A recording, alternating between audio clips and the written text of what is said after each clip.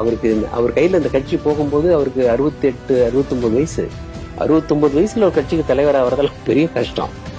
அண்ணா 40 வயசுல ஆனாரு. அம்மா எல்லாம் 44 வயசுல சீஃப் மினிஸ்டர் ஆயிட்டாங்க.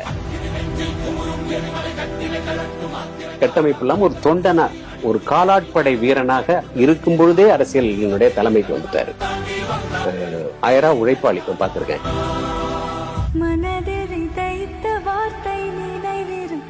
எப்ப வேணாலும் யார் வேணாலும் போய் பார்க்கலாம். ரெண்டாவது, அவர் அதிமுகவை நேசிக்கிறார். He loves ADMK.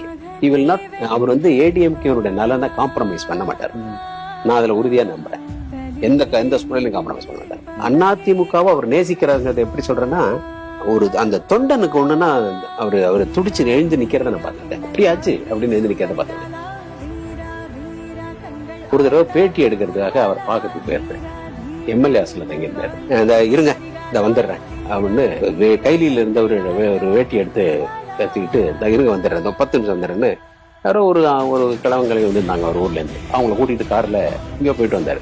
கேட்ட எங்க சார் போனீங்க? என்ன சார் 6 மணிக்கு பேட்டின்னு சொல்லிருந்தீங்க சார். இல்லைங்க, நம்ம தொகுதி வைங்க, ஊர்ல 400 பவுன் நகை காணா போச்சான், இந்த டிஜிபி எப்போ என்னன்னு கேட்டு வந்துடுறேன் அப்படின்னு போனார். அவங்க தான் சோசியல் ஒர்க்கர், அவங்க தான் பொலிட்டீஷியன், அவங்க தான் அரசியல் நடத்த தகுதி